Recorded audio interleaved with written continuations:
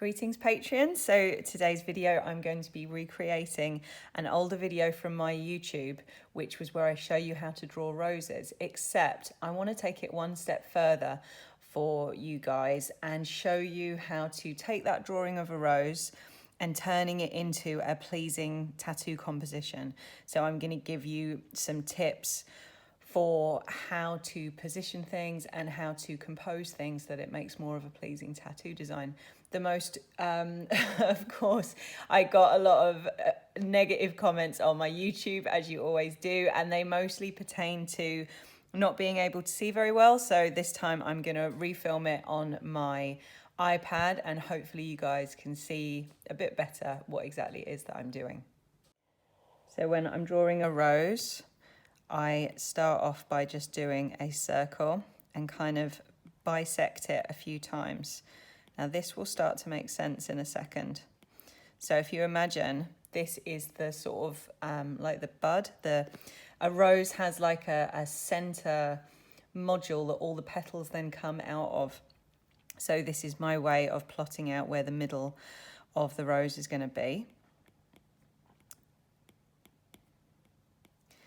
Then the next thing that I like to do is add a petal that's like flopping over the side. So again, I do that by adding a little triangle here. Oh, I hate when it flicks onto the eraser tool. Like, when is that ever useful? Right, like this. So then the next thing I like to do is start adding in more petals. So you want to think about how many petals are going to be spaced around it. I'm going to go for 2 sort of here, because then you've got 1, 2, 3 on this layer that are coming out from the central, I don't know what you call it, but like the central little bud in the middle of a rose. So I'm going to go ahead and draw them here and here. And then the next, so if you're thinking of it in layers, the next layer out, I'm going to do 4. So I'm going to do 1, 2, 3, 4. Okay, so I've kept my strokes with my pencil quite loose, and that is for good reason. So I find that it stops me getting too structured and too rigid when I'm drawing something like a rose. And now I'm going to go back round and refine the shape a little. This curly petal here in the middle, I think it's nice to do a little curve rather than do it straight, but again, that's something that's nice to experiment with. And then these guys in here. And you can see, if I show you here, so this line doesn't exactly match up with this line because I want to get, oh, annoying. I want to give the impression that this part contains this part, which contains this part. So they're slowly getting smaller as you go further into the rose. And then again here, I'm going to do this one with a bit of a curve to it because I just think it looks more pleasing.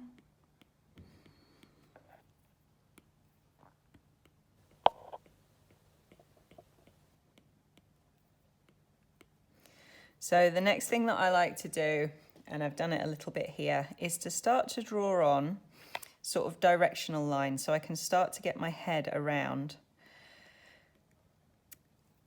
what is the contour of the petals that I'm drawing. So in this case, I'm putting these curvy lines on which give the feeling that this is coming out and under. And here I'm gonna, you could put a couple in there as well, because then it's coming under. Here I'm gonna have it, so then now it feels like the petal is coming, like spraying outwards from this central point. This one I'm going to do going that way. And can you see how the difference in where you put the placement on here really changes the feeling of the like direction of the petals? I'm going to go here, like that. Okay. And like on here, like where I've done some little curly bits, I think it's nice to put little curls, little V shapes notches in some of the edges of the petals, because again, it gives the impression that they have a 3D shape to them and that they're not just completely round. But after I've done this one, I am going to show you a couple of different ways that I like to draw roses using the same technique, but changing the shapes of these petals and the loose shapes that I'm making in order to get the feel of the rose quite different. So here I'm going to start off the same central point. Let's go the other way. Do this like this. Do it so it's bisecting.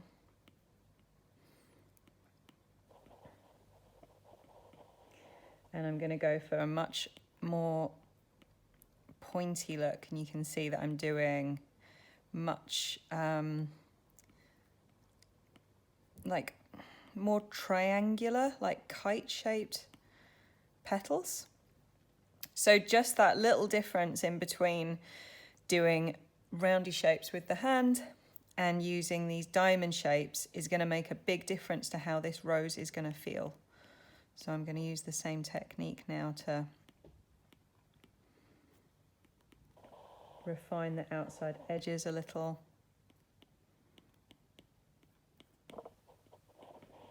When I was doing my apprenticeship, I was like so obsessed with drawing roses this way. I think I talk about it in one of my YouTube videos, but when I actually started tattooing, I absolutely detested drawing roses. Mainly because I wasn't good at them.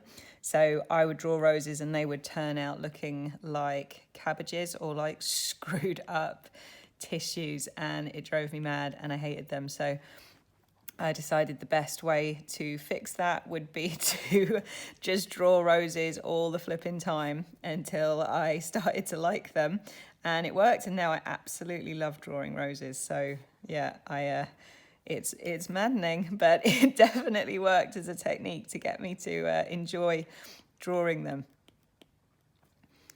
So I'm keeping these pointy shapes, not getting too stressed about keeping the edges neat. Like I like to, obviously you can see from doing this, I like to keep things scrappy, and I tend to draw quite fast because in my case it helps me keep a bit loose. If I draw slowly, I have a tendency to get too caught up in the little shapes of things, and I end up noodling about and not really getting anything done, and the whatever I'm drawing loses all its movement. So for me, I find that this is how I like to draw, just very fast, and then go around and refine the edges at the end. So I'm actually going to add in an extra petal here because I think it needs it.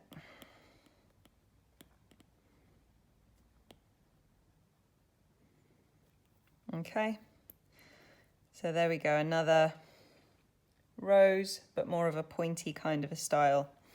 So I'm going to make both of these a bit smaller, and I'm going to draw another one. So right,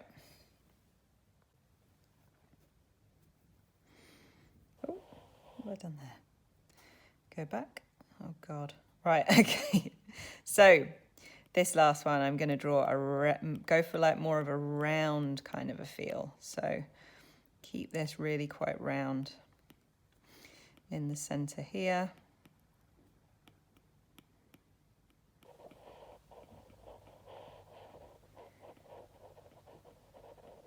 And you know what? I'm actually going to not do what I was doing before by putting a little petal in front and cutting up that middle part. I'm going to leave it. And you can see that now this time I'm doing curly shapes and I'm overlapping the petals. So rather than this one where there's a definite gap between, this one I'm going to leave no gaps. So I suppose this is going to look more like, for the life of me, I cannot remember the name of the flower that this is going to look like. But they're like they're not roses, but they look like them, and they're very pretty and ornamental. And I think whenever I see them, I think they almost look like fake flowers. So I'm actually going to move that one. I'm going to kind of draw a circle around it just so I can keep everything contained, keep it quite round. Okay, so now I'm going to refine the shape down a little bit.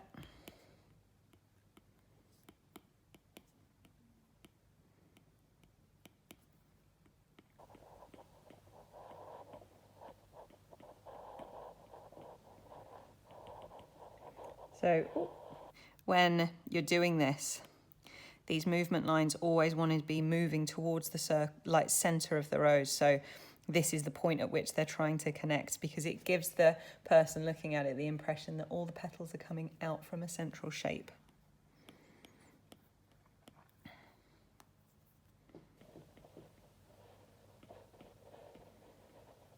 Okay, so there is a third rose. So you can see all of these roses have been drawn with the same technique, but they're really all quite different. So I'm going to go ahead and outline all of these using one of the pen tools so that you can just see the shapes just that little bit better. Okay, so now I've got my roses outlined so you can see the shapes a bit better. I'm going to show you how I would go about turning this into more of a I'm going to say tattoo composition, but if you're using this for any kind of painting, the logic still applies, because I'm going to show you how to make the best use of your space. So I'm going to start off with, which one should I do? This first one that I showed you. So move this here. Okay. So this is just the basic rose, and if you're wanting to apply this actually to a human body, I actually prefer to draw just the rose part and then do the leaves on afterwards, because then that way you can make sure that they fit the exact contours of the body. But I'm going to show you a couple of different ways to structure the leaves so that they make a nice composition. So first off, I'm going to go for this kind of approach where you do everything opposite one another. And I like to do, I'm going to show you a quick way of drawing leaves, which is to draw them this way. And you can see now we have some leaves. So this method of drawing a stick and then drawing a couple of circles is really helpful. I find it's also makes a nice movement to the leaf to do them so that the edges, instead of just drawing an oval, to draw things a little bit disjointed, because it gives the leaf a little bit more movement. So I'll show you on this one. You can see there, a bit more movement in there. Worth experimenting as well with the direction of your veins on the leaves, because if you do them curling outwards, it looks like the leaf is curling around, and if you do them curling this way like that, it looks like the leaf is curling around the other way. So it's fun to try a couple of different ways of doing that.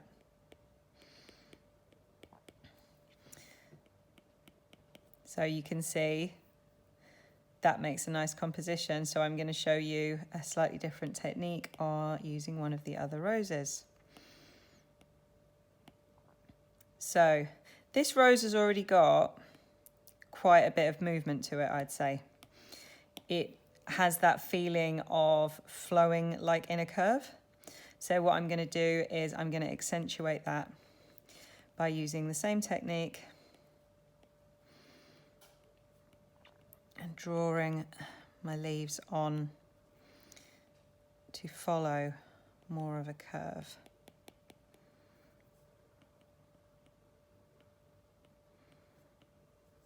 I'm drawing way more leaves on this time. Okay. So these ones here that I did with that little oval technique that I showed you, these are going to be like, main leaves, big leaves. So now I'm just going around and again putting the little veins into these leaves, and you can start to see that by drawing in these sort of swishy lines, it gives the piece a bit more movement, and then that's also mimicked with the like veins on the leaves.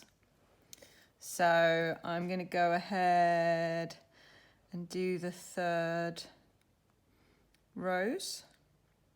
Let me just put this a bit more in the middle of the screen.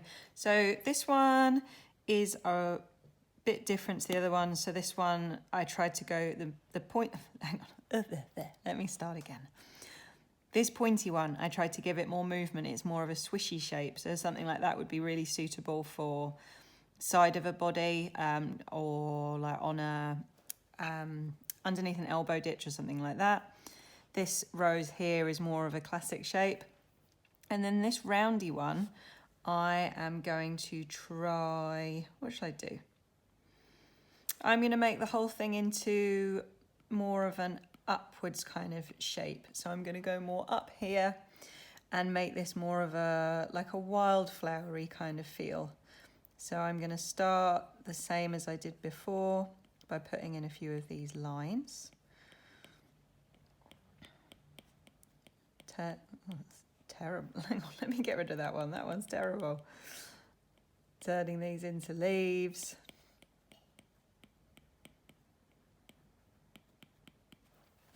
Here I'm going to do another type of leaf. So I go do a U shape and then underneath a V shape. And you can see that turns into a leaf that has been folded over. And then up round here.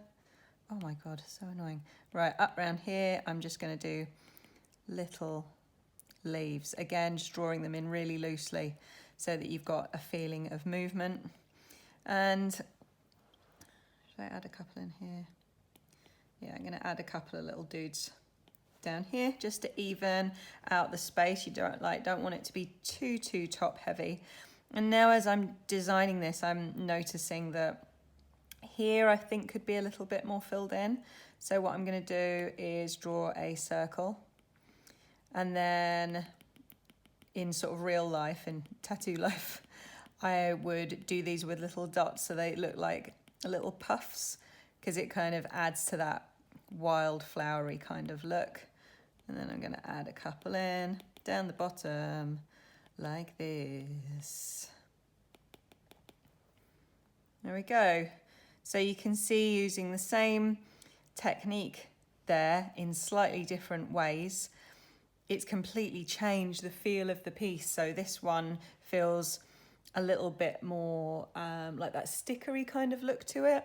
We've got the one in the middle that's got more of a flow and a movement to it.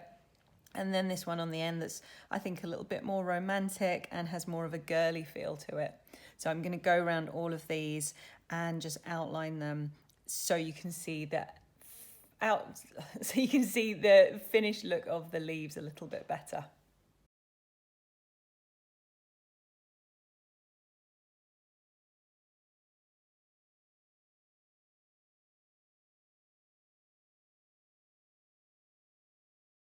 So I've really enjoyed this opportunity to remake a bit more in depth this How to Draw Roses video for you. This is going to be one of a new series of these like crash courses in how to draw iconic things. I think I want to do my next one as snakes, but if you have a specific thing that you'd like to see me draw, make sure you ask me in the comments and I will do my best. And thank you so much for watching, and I will see you next time.